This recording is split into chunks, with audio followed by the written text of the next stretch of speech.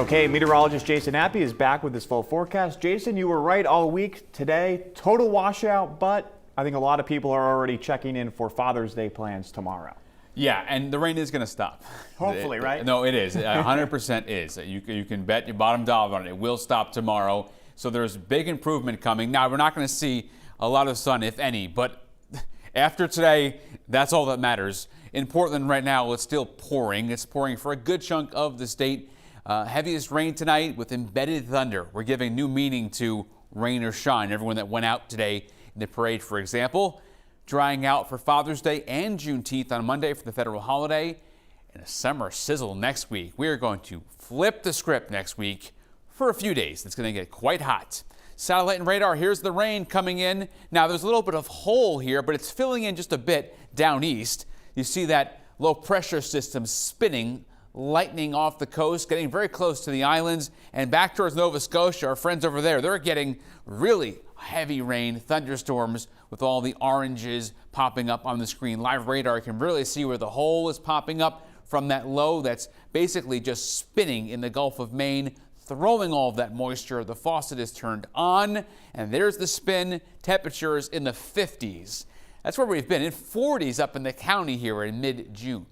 And there's that low spinning on the weather map. That's the main player. It's been talked about for several days, if not a week at this point. It's not going anywhere tonight. It's going to sit in the Gulf of Maine and throw more moisture at us during the day on Sunday. But by 6 in the morning, look at the rain starting to break up and end finally. And by noon, it's only raining pretty much up in the county, and then it's over. No sun really, but we dry out. Here's how much more rain is coming, still close to an inch from Caribou down to Augusta. So we're not done. But then we flip the script. Next week, we go and jump to the 80s. And I believe we get to the 90s. This is basically a conservative look. There's the storm, upper level low, another one spinning on Wednesday. And then here comes a big old ridge that's going to crank up the heat as this thing gets in here by later into the week. Yes, Friday. So temperatures, quick peek of those. How about a run for the 90s on Thursday? That's the first day we're going to see the heat really crank up. Small craft is up.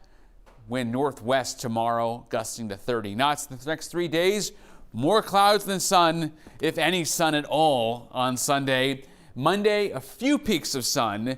A little bit better temperature department, close to 70. Tuesday, clouds and sun. We're getting better. We're inching up. And then all of a sudden, we go from barely call this spring. It almost kind of feels like winter. It's not snowing, though. And then we go to 80 and then 90 inland. I'm confident we get there. One also thing I want to point out, people have been asking me on Facebook all, basically day in the past couple of days, what about later in the week, is it going to be humid too? And I'm telling you it will be. So join the conversation on Facebook. Maybe I'll do a poll tomorrow.